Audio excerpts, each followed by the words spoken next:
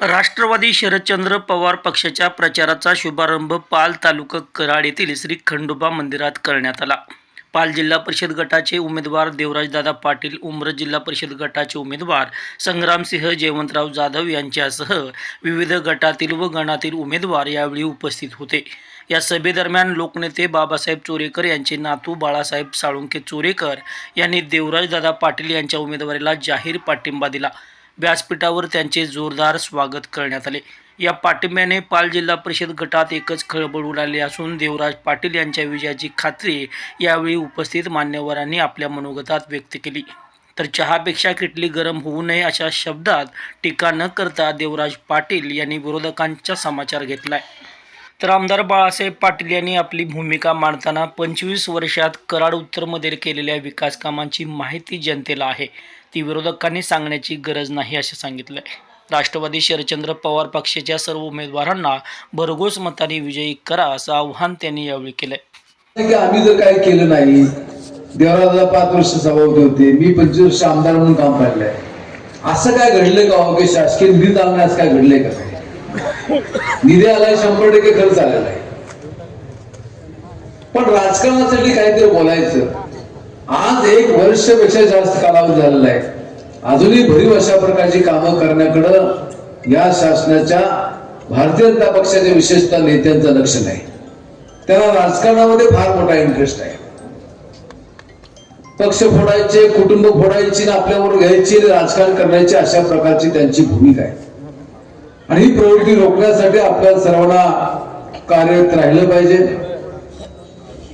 आज या ठिकाणी आपण बाळासाहेब चोरेकर यांनी आपल्याला मार्गदर्शन केलं। एक गोष्ट खरं की 99 साली राष्ट्रवादी काँग्रेस पक्ष निघाल्यापासून बाळासाहेब चोरेकर त्यांचे कुटुंबीय आपल्यावर होते, मध्ये थोडासा दुरावा त्या ठिकाणी आला, पण आमचे सर्वांचे त्या ठिकाणी वैयक्तिक संबंध कधी दूर झाले नाही, की राजकीय टीका करण्याची भूमिका आम्ही कधी घेतली नाही। कारण की समाजकारणामध्ये, राजकारणामध्ये आपण राहतो, कलासाहेब चव्हाण साहेबांची विचारलं जातं। बाळासाहेबांनी आपली भूमिका या ठिकाणी जाहीर केली आणि मी निश्चित तुम्हाला खात्री विश्वास देतो, या तालुक्याच्या, या जिल्ह्याच्या राजकारणालाही कलाटी जाण्याचा निर्णय आज या ठिकाणी झालेला आहे। लोक आता पुन्हा या चव्हाण साहेबांच्या, पवार साहेबांच्या विचार प्रभाव द्यायला लागले आहेत आणि सर्वांना बरोबर घेऊन आपण हा पुरोगामी विचाराचा महाराष्ट्र फोडण्याचा आहे।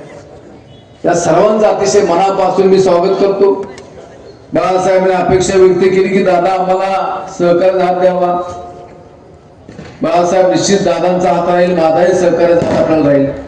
थोडं मागं पुढं काय झालं असेल, पण मनामध्ये कटुना न ठेवता तुम्ही मोठा दाखवला, आम्ही मोठेपणा दाखवलाय। शेवटी हा जो विभाग आहे, बाबासाहेब चोरेकर साहेबांनी या विभागामध्ये अतिशय चांगलं काम केलं। त्यांनी, त्यांच्या पिताजींनी सुरुवातीला लोकल बोर्डामध्ये काम केलं। बाबासाहेब चोरेकर साहेबांनी सुद्धा या तालुक्याचं सभापती म्हणून अतिशय चांगलं काम केलं। आणि जर आपण पाहिलं तर नंतरच्या काळामध्ये काय घडलं की 1.5 वर्ष सभापती, 2.5 वर्ष सभापती, 1.25 वर्ष सभापती, पण आम्ही निर्णय घेतला की देवराला सारखा सुसंस्कृत माणूस या तालुक्यामध्ये आलेला आहे, तर दादांनी 5 वर्ष सभापती म्हणून काम पाहिलं, अतिशय चांगलं काम पाहिलं। कारण तालुका भौगोलिक फार मोठा आहे, पण मला एक अतिशय आनंद होतोय, दुःख वाटते, आनंद होतो। दुःख अशासाठी की अनेक मतदारसंघामध्ये अनेकांनी इच्छा व्यक्त केल्या की आम्हाला उमेदवारी मिळाली पाहिजे, पण शेवटी निर्णय हा एका व्यक्तीचा घेणं गरजेचं होतं। तसा निर्णय घेतला आणि मला अभिमान आहे की कुणीही यामध्ये विरोध करण्याची किंवा बंडखोरी करण्याची भूमिका घेतली नाही। हे सुसंस्कृत राजकारणाचं एक प्रतीक आहे। या सर्वांना अतिशय मनापासून मी धन्यवाद देतो। या विभागाच्या प्रवाहामध्ये आपण सर्वांनी यापेक्षा अधिक उमेदवारी काम करावं। आता कार्यकर्त्याची जबाबदारी आहे की घराघरावर जायचं, चिन्ह समजून सांगायचे, परगावचे मतदार कोण आहेत त्यांना त्या ठिकाणी घेऊन यायचं। त्याचप्रमाणे मतदाना दिवशी सकाळी 7:30 वाजल्यापासून 5:30 वाजेपर्यंत आपण जागरूक राहिलं पाहिजे। आता उद्या असं तुम्ही म्हणला सभा एवढी मोठी झाल्या, आता सगळे एकत्र आले, आता आपण काय करायचं? गाफील राहता कामा नये, आपण जोरानं जोमानं काम करायचं। आपल्याला फार मोठा पल्ला गाठायचा आहे आणि त्यासाठी सर्वांनी सहकार्य करावं अशा प्रकारची विनंती या ठिकाणी करतो। इथं काही राजकीय भाषण होतात, आमचं विरोधकांना एक विनंती राहील, आम्ही आव्हान म्हणत नाही, विनंती राहील की शिवसृष्टी हा सुसंस्कृत भाग आहे आणि अशा भागामध्ये आपण बोलत असताना राजकीयदृष्ट्या टीका टिप्पणी केली पाहिजे जरूर, पण शेलकी टीका करायला पाहिजे. आता दादा कसं म्हणजे चहापेक्षा किटली गरम असं ठीक आहे त्या ठिकाणी, पण काहीतरी बोलायचं, वेडेवाकडं बोलायचं, टाळ्या घ्यायच्या आणि कुणी त्या ठिकाणी बोलावं. आता बाळासाहेब तोरेकर उल्लेख केला की त्यांनी विधानसभेचा उल्लेख केला की आम्ही त्यांना सहकार्य केलं. का उमेदवारी दिली नाही? तुम्ही बघा, आज सर्वांनी ज्या ठिकाणी त्यांना सहकार्य केलं त्यांना उमेदवारी दिली गेली नाही. हे स्वतःचा गट तयार करतात. ही मंडळी काय करतात? आता मी सुद्धा 25 वर्ष आमदार म्हणून काम केलं. मी स्वतःचा गट करावा, कुठल्या भागात जावा असा कधी प्रयत्न केला नाही. शेवटी तिथं जे प्रस्थापित नेते मंडळी आहेत, तिथली सर्व कुटुंब आहेत, त्यांच्या बरोबर येऊन आपला पुढे जायला पाहिजे. आणि मग यांनी काय केलं की सगळ्या तालुक्यामध्ये, त्यामुळे सातार पासून अगदी खटावपर्यंत आपण बघितलं तर सर्व ठिकाणी ही सर्व मंडळी ही मोठ्या प्रमाणामध्ये बाहेर पडलेत आणि आपल्या विचारामध्ये त्या ठिकाणी आलेले आहेत. मध्यंतरी काही प्रक्रिया सुरू होती की ज्याच्या राज्यामध्ये चर्चा सुरू आहे. मगाशी म्हणलं त्याप्रमाणे अजितदादा पवार साहेबांची भूमिका निश्चित होती की फुले आंबेडकर शाहू यांचा विचार सोडायचा नाही, चव्हाण साहेबांचा विचार सोडायचा नाही आणि त्या विचाराने जाण्याची भूमिका घेतली. त्यामुळे दोन पक्ष एकत्र यावे अशा प्रकारचा मतप्रवाह सुरू झाला आणि हा मतप्रवाह सुरू झाला तर त्याची काही प्राथमिक चर्चाही झाली. एक दोन मिटिंग आम्ही साक्षीदार आहे, पण मला ते जमत नाही मीडिया पुढे जाऊन सांगायचं की आता एकत्र आलं पाहिजे. आपल्याला भाजप विरोध आपला निश्चित आहे. त्या भाजपचं काय हो, या देशाला स्वातंत्र्य मिळवण्यासाठी महात्मा गांधी, पंडित जवाहरलाल नेहरू यांनी अतिशय कष्ट केले. त्यांच्यावर हजारो लोक होते, शेकडो लोक शहीद झाले. यशवंतराव चव्हाण साहेब, आबासाहेब वीर यांनी सुद्धा या भागामध्ये फार मोठं आंदोलन उभा केलं, लढा उभा केला आणि त्या काँग्रेसी विचारातून या देशाला स्वातंत्र्य मिळालं. आज काय परिस्थिती आहे? आज आपल्यामध्ये संस्कृती आहे. संस्कृती आहे की गेलेल्या माणसाबद्दल वाईट बोलू नये. पण पंडित जवाहरलाल नेहरूंच्या बद्दल सुद्धा पार्लमेंटमध्ये बोललं जात. ते काय चुकले होते, काय झालं होतं, त्या त्या काळामध्ये त्याप्रमाणे ते निर्णय घेतले असतील, पण गेलेल्या माणसाबद्दल असं बोलणं हे चुकीचं आहे. यामध्ये धारणा एकच आहे की तो विचार त्या ठिकाणी पुसायचा आणि तो विचार पुसून त्या ठिकाणी जाण्याची भूमी घेतली. देशाला स्वातंत्र्य मिळालं, हा एवढा मोठा देश कसा चालणार हा फार मोठा प्रश्न होता. आणि मग देशाची घटना लिहिण्याची जबाबदारी आली. डॉक्टर बाबासाहेब आंबेडकर जे बॅरिस्टर होते आणि ते अतिशय हुशार, त्यांच्याकडे जबाबदारी सोपट झाली. त्यांनी 2-2.5 वर्ष कष्ट करून जगातल्या लोकशाही देशाचा अभ्यास केला आणि तो अभ्यास करून त्यांनी त्या ठिकाणी एक घटना लिहिली की ज्या घटनेच्या आधारे आज देशाचा कारभार सुरू आहे. घटना एक सर्वात मोठा मूलभूत अधिकार काय की श्रीमंताला एका मताचा अधिकार, गरीबाला एका मताचा अधिकार, सर्वांना समान आहे. आणि त्या विचारावर जात असताना मग एखादा रस्ता करायचा असेल, एखादा धरण बांधायचा असेल, एखादा MSCचा प्रकल्प असेल, एखादा सहकारी कारखाना असेल, एखादा इंडस्ट्री विकत असेल, तर आधार घेतला जातो हा घटनेचा, कायद्याचा आणि त्याच्या आधारे विकास झालेला आहे. असं म्हणतात की देशाला स्वातंत्र्य मिळालं त्यावेळी सुई तयार होत नव्हती. आज काय अवस्था आहे? आपण क्षेत्रात स्वतः त्या ठिकाणी तयार केलेले आहेत.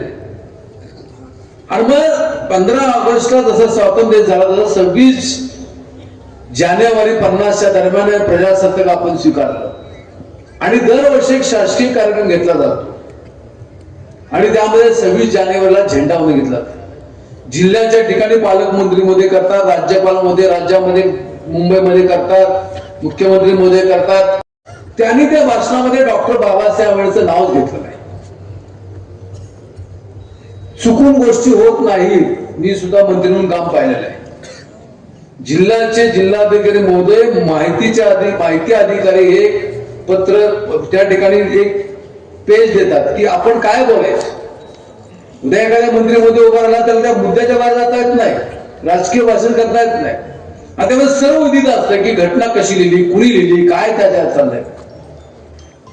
आणि एक चांगली गोष्ट घडली की युनिफॉर्म मधल्या एका वन खात्यामध्ये काम करणाऱ्या एका महिलेने त्याच्यावर आवाज उठवला आणि मग मंत्री महोदय म्हणतायत की अवधानान वाद राहिला. अवधानान राहिलेलं आहे. हळूहळू त्या ठिकाणी हे पुसायचं काम सुरू आहे. आणि या सर्व गोष्टीसाठी आपल्याला या काँग्रेस विचाराच्या पाठीशी उभं राहायचंय. त्या दृष्टीने आपण सर्वांनी सहकार्य करावं. मी आपल्या सर्वांना खात्री विश्वास देतो की हे सर्व सदस्य जे तालुक्यामध्ये राहिले हे आपल्याला कुठलाही कमीपणा न येता तालुक्याच्या गावाच्या आपल्या वाडी वस्तीच्या विकासासाठी निश्चित प्रयत्न करतील. आता काय लोक म्हणतात की शासनाचा पैसा तो गोष्ट खरे आहे, पण कायदा असा सांगतो की पंचायत सदस्याला काय अधिकार आहे, जिल्हा परिषद सदस्याला काय अधिकार आहे हे कायदा सांगतो. त्याप्रमाणे त्याला रक्कम येतात. ते कोण अडवू शकत नाही. कोण उद्या समजा एखादा म्हणला की बाबा विरोधी पक्षाचा आमदार येतो आम्ही तुम्हाला निधी देत नाही, होत नाही तसं. तो कायद्याने अधिकार आहे तो मिळतो.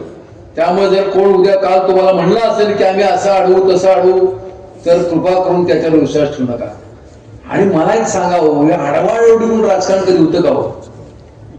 प्रत्येक प्रत्येक येतो ना. राजकारणामध्ये काय परिस्थिती बदलत असते, पण दहशतीने घ्यायचं, खोट्या थापा मारायच्या आणि असं राज्य करायचं अशा प्रकारची प्रवृत्ती वाढीस लागलेली आहे. ती रोखण्याची जबाबदारी आपल्या सर्वांची आहे.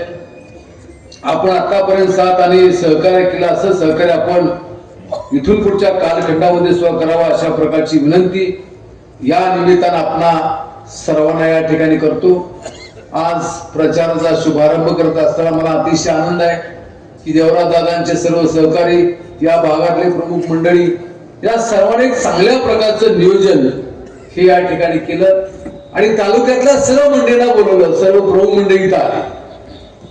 त्या व्यासपीठावर उपस्थित असलेले ज्यांनी आता मगाशी मार्गदर्शन केलं ते चोरेकर, बाबासाहेब चोरेकर साहेबांचे वारसदार सन्माननीय बाळासाहेब साळुंके चोरेकर, ज्यांनी आता मार्गदर्शन केलं ते संगीताताई माई, जिल्हा परिषदेचे माजी शिक्षण सभापती मानसिंगराव जगदाळे साहेब, तालुक्याचे माजी सभापती मनोजी ताटे, व्यासपीठावर उपस्थित असलेले या ठिकाणी दत्ताजी साळुंके माजी किती कामाला सगळी वाचून टाकलं.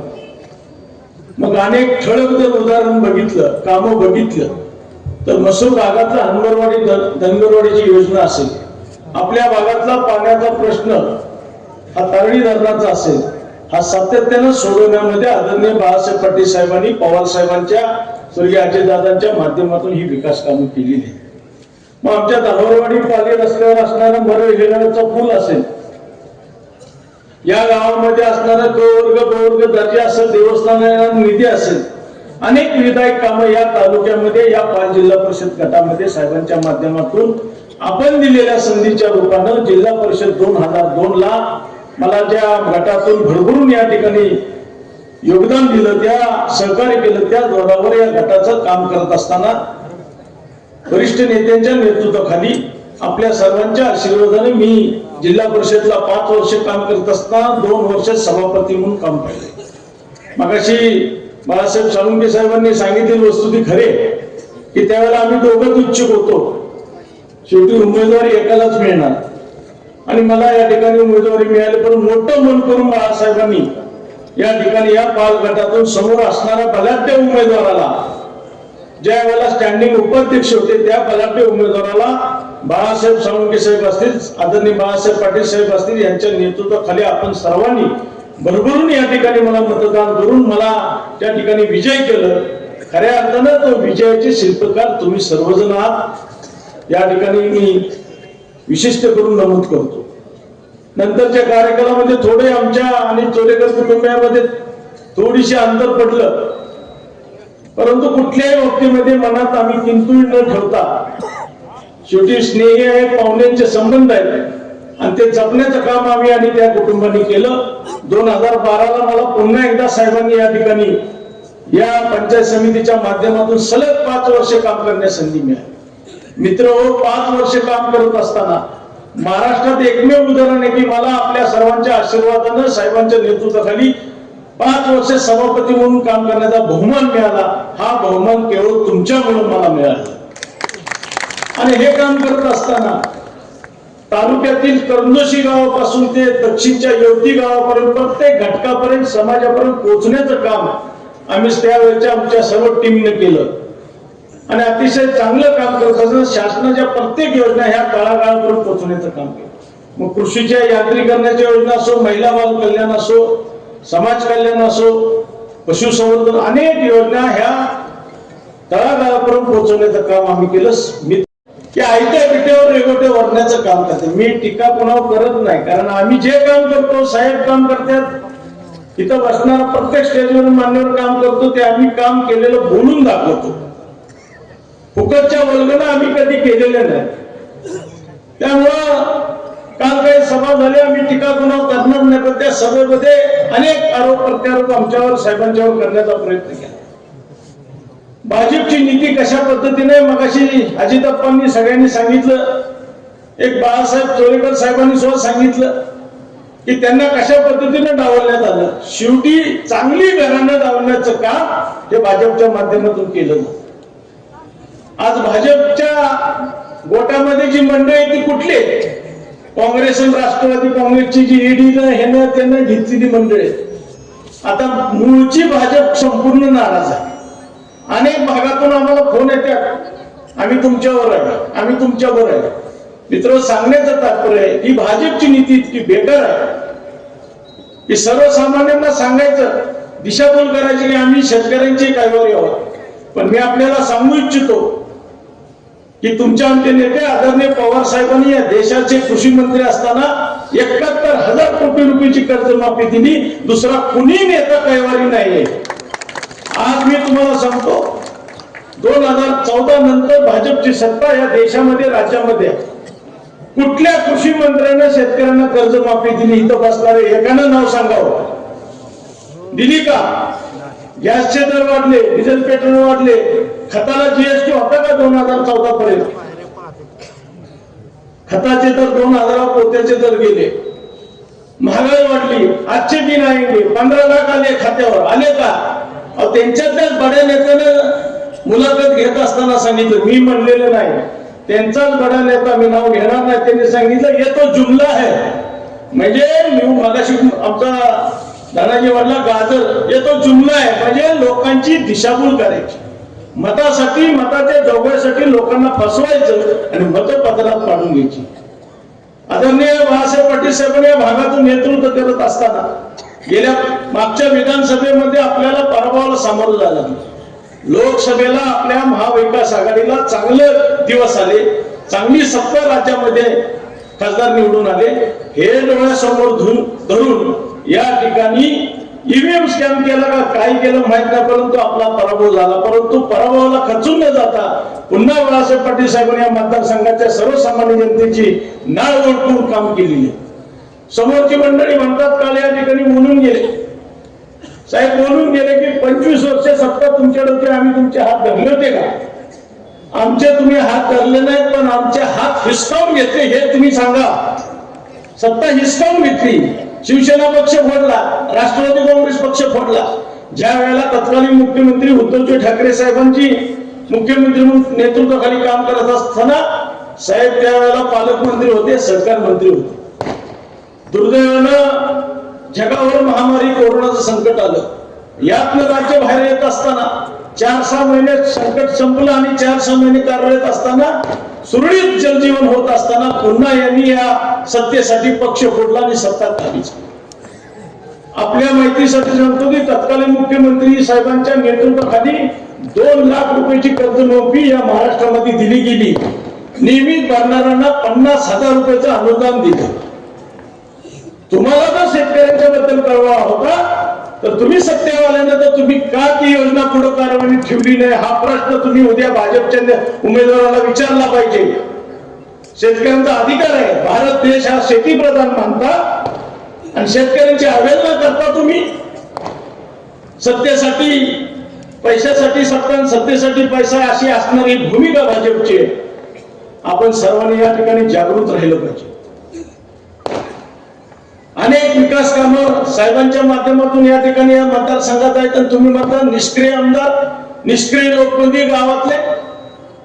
अरे अजूनही 1 वर्ष झालं विधानसभा होऊन अजूनही या मतदारसंघामध्ये आमदार बाळासाहेब पाटील साहेबांची कामाची उद्घाटन चालू आहेत.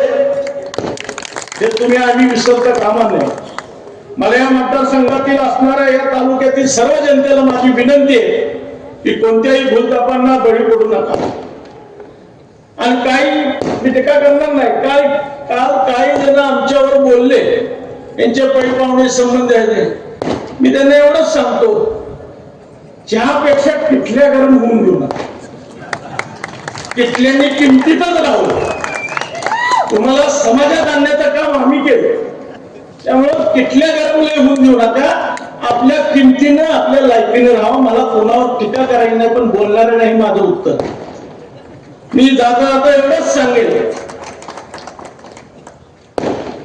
या कराड उत्तर मतदारसंघामध्ये असं एक बी गाव नाही तिथं माननीय बाळासाहेब पाटील साहेब यांचं विकासाचं काम नाही. तुम्ही आम्हाला म्हणता निष्क्रिय. कोट्यवधी रुपये कामं या मतदारसंघामध्ये केलेली साहेबांनी केलीत, आम्ही केली. जनतेची वैयक्तिक कामं सुद्धा त्या माध्यमातून केलेली आहेत. अनेकांना शिक्षणाच्या बाबतीमध्ये सहकार्याची भूमिका आम्ही ठेवलेली आहे. का तर आमच्या ग्रामीण भागातला तरुण युवक शिकला पाहिजे, आमच्या ग्रामीण भागातला तरुण युवक पुढे गेला पाहिजे, आमचा भाग पुढे गेला पाहिजे. म्हणून सातत्यानं मी आपल्याला सांगतो की या ठिकाणी ह्या अशा फसव्या धोरणाला, भाजपच्या फसव्या धोरणाला बळी पडू नका. आपला ही उमेदवारी, परवाची उमेदवारी सुद्धा मी नको म्हणून सांगितलं. 1.5 महिन्यापूर्वी मी सांगितलं होतं की मला या ठिकाणी माझ्या घरच्या काही प्रोजेक्ट्स होते, माझी काही अडचण होत्या, कुणाला तरी आपण संधी देऊ, ऍडजस्टमेंट करू, कुणीतरी उभं राहा. परंतु गावातल्या सर्व आमच्या ज्येष्ठ तरुण सहकार्यांनी, भागातल्या सहकार्यांनी साहेबांच्याकडे मागणी केली आणि मला पुन्हा जिल्हा परिषद या ठिकाणी संधी दिली. मित्र बाळासाहेब तोरेकर साहेबांनी या ठिकाणी, साळुंखे साहेबांनी सांगितलं की खऱ्या अर्थानं त्यांना 20-25 वर्ष संधी मिळाली नाही. हे खरंय, परंतु भविष्यामध्ये आदरणीय बाळासाहेब पाटील साहेबांना आम्ही आमच्या विचाराबरोबर तुम्ही आता आलेले आहात. भविष्यामध्ये येणाऱ्या प्रत्येक गोष्टीमध्ये आम्ही तुम्हाला साथ पुरा असा शब्द या ठिकाणी देतो. मागच्या झालेल्या मार्केट कमिटीमध्ये बाळासाहेब साळुंखे साहेब तुम्हाला आम्ही सहकार्य केलं. परवाच्या मार्केट कमिटीमध्ये सुद्धा आदरणीय माजी सरपंच दत्तात्रय साळुंखे साहेबांना सुद्धा आम्ही या भागातून भरभरून मार्केट कमिटीला आपण सहकार्य केलं. दुर्दैवाने 2-3 मतामध्ये आपला पराभव झाला. मित्र, समाजासाठी सातत्यानं जोडेकर साहेबांचं कुटुंब हे झटलेलं आहे. तुम्ही ज्या पद्धतीने आम्हाला संधी दिली त्या संधीच्या माध्यमातून समाजाला आधीपर्यंत असं काम करण्याची भूमिका आमची आहे. आणि म्हणून या ठिकाणी आपल्याला विनंती करतो, तुम्ही दिलेल्या संधीच्या जोरावर आतापर्यंत राजकारण, समाजकारण केलेलं आहे. पण पवार साहेबांची सातत्याने शिकवण आहे की 80% समाजकारण करा आणि 20% राजकारण करा, निवडणुकीपुरतं करा. पण समोरची मंडळी 100% डोक्यात राजकारण चुन वागतात. आजही माझ्या समोर गावातला एक डमी उमेदवार उभा केलाय. कपटी राजकारण, कपटी कपटी कपटी कशाला म्हणायचं तर ह्यांच्याकडे शिकावं. माझ्या गावासारखा डमी त्या ठिकाणी उमेदवार उभा केला. आदरणीय बाळासाहेब पाटील साहेबांच्या वेळेला सुद्धा विधानसभेला डमी उमेदवार उभा केला. पण माझं त्यांना सांगणे, या 5 जिल्हा परिषद गटातील आमची जनता सुज्ञ जनता आहे, अज्ञान जनता नाही. त्यामुळे ती बरोबर तुतारी बघूनच मतदान करणार हे तुम्हाला मी खासून सांगतो. आणि उद्याच्या 7 तारखेला आपल्या सर्वांना हात जोडून विनंती करतो की आदरणीय स्वर्गीय चव्हाण साहेबांच्या विचाराला, स्वर्गीय पी डी पाटील साहेबांच्या विचाराला आणि स्वर्गीय बाबासाहेब तोरेकर साहेबांच्या विचाराला आपण साथ देऊन आदरणीय अजितदादांचे विचार पुढे नेण्याचं काम आपण करूया. जाता जाता एवढंच सांगतो की चरेगाव गावामध्ये सुद्धा आमचे उमेदवार या ठिकाणी ओबीसीचे, समोरच्यांचे उमेदवार तुम्ही कसे आहेत बघा, मला जास्त खोलात जायचं नाही. तिथं सुद्धा मूळच्या ओबीसीला बाजूला ठेवण्याचं काम या भाजप सरकारने केलं. म्हणजे क्रूड नीती वापरायची आणि समाजामध्ये दिशाभूल करण्याचं काम या ठिकाणी झालेलं. मी आपल्याला विनंती करतो, साहेबांना आपल्याला समोर मनोगत व्यक्त करायचे. मी जाता जाता एवढंच सांगतो की उद्याच्या 7 तारखेला या 5 जिल्हा परिषद गटातून आपल्याला एकाच मशीनवर 2 मतं द्यायचे. हे सर्वांनी पहिल्यांदा माहिती करून घ्या. एक गट त्यामध्ये सामील झाला, शिवसेना सामील झाली, भाजप सामील झालं आणि 2023 पासून त्या राज्याच्या सत्तेमध्ये बसलं. पण निश्चितपणे 2024च्या अगोदरचा जर इतिहास पाहिला, 1999 साली राष्ट्रवादी काँग्रेसची स्थापना झाली. त्यापासून देशाचे नेते शरदचंद्रजी पवार साहेब यांच्या मार्गदर्शनाखाली राष्ट्रवादी काँग्रेसची गवर्नर अगदी 2023 पर्यंत निश्चितपणे चांगली चाललेली होती. काही ग्रहण लागला आणि त्याच्यामध्ये राष्ट्रवादी काँग्रेस दुभागली आणि त्याचा फायदा निश्चितपणे या जातीवादी पक्षांना झाला आणि ते सत्तेमध्ये आले. असो, आपल्या गटाचा विचार जर केला तर या सरकार येण्यामध्ये त्याचा जास्त परिणाम झाला. या कराड उत्तरच्या वायव्य कोपऱ्यात असणारा माझा 5 जिल्हा परिषद गट आज निश्चितपणे वेगवेगळ्या कारणाने वेगवेगळ्या भौगोलिक परिस्थितीमुळे या गटामध्ये विकास कामाच्या दृष्टीनं थोडं चढ उतार होतं. या 5 जिल्हा परिषद गटामध्ये जर पश्चिमेकडचा भाग काढला तर संपूर्णपणे डोंगरी भाग असतो, डोंगरी भाग आहे. त्यामध्ये निश्चितपने दळणवळणाची कामे असतील, पिण्याच्या पाण्याची कामे असतील, शेतीच्या सिंचनाची कामे असतील, त्या दृष्टीने ते दुर्लक्षित राहिलेला भाग आहे. हा पूर्वेकडचा भाग आमचा पूर्ण बागायती भाग आहे. उत्तर दक्षिण भाग पाहिला तर त्या दृष्टीनं बागायती आहे. असा विविधतेनं नटलेला हा आमचा जिल्हा परिषद गट आहे. आणि या गटामध्ये मी 2002 पासून मला आपल्या तालुक्याचे नेते दिवंगत पी डी पाटील साहेबांनी त्या कालखंडामध्ये राष्ट्रवादी काँग्रेसचे उपाध्यक्षपद दिलं. मी मानसिंगराव जगदाळे अध्यक्ष होतो, मी उपाध्यक्ष होतो. निश्चितपणे त्या कालखंडामध्ये आम्ही कामं केली. 2002 मध्ये त्यावेळेस जिल्हा परिषद निवडणुका लागल्या आणि या उमेदवारीमध्ये सर्वसाधारण गट या आरक्षण पडलं, यामध्ये ओपन पडलं आणि देवराज दादा आणि मीच त्यावेळेस या जिल्हा परिषद गटासाठी उमेदवारीसाठी दावेदारी केली. त्यावेळेच्या नेतृत्वाने अजितदादांनी देवराज दादांना उमेदवारी दिली. पूर्ण ताकदीनिशी पण 4 एकर कुटुंब आम्ही देवराज दादांच्या पाठीशी कमी उभं राहिलो. आणि त्यावेळेस जिल्हा परिषदेला उपाध्यक्ष असणाऱ्या व्यक्तीला आम्ही त्यावेळेस अपयश देऊन आम्ही देवराज दादाला पूर्ण ताकदीने विजय केला. नंतरच्या कालखंडामध्ये आम्ही सतत त्या जनतेच्या हिताच्या कामाच्या दृष्टीनं माननीय आमदार बाळासाहेब पाटलांच्या पाठपुरावा करत होतो. 2007 ला मी परत मागणी केली, पण परंतु महिला आरक्षण पडल्यानंतर परत संघर्षाचा तो कालखंड गेला. माझ्या वहिनीला परत तिथं आपण सर्वांनी या गटातल्या लोकांनी विजयी केलं.